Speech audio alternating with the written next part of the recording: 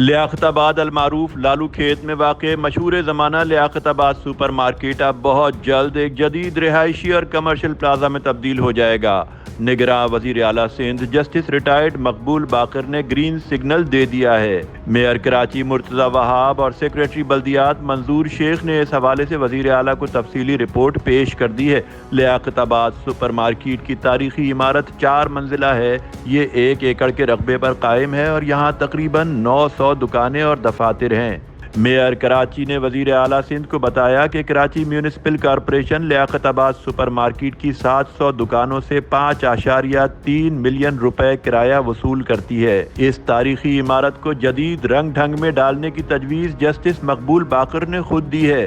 ابھی یہ طے ہونا باقی ہے کہ اس منصوبے پر سندھ حکومت سرمایہ کاری کرے گی یا پبلک پرائیویٹ پارٹنرشپ کے تحت فنڈز اکٹھے کیے جائیں گے۔ طے ہوا ہے کہ پہلے سے موجود کرایہ داروں کو نئے پروجیکٹ میں ترجیحی بنیادوں پر شامل رکھا جائے گا۔ نیوز پاکستان، کراچی۔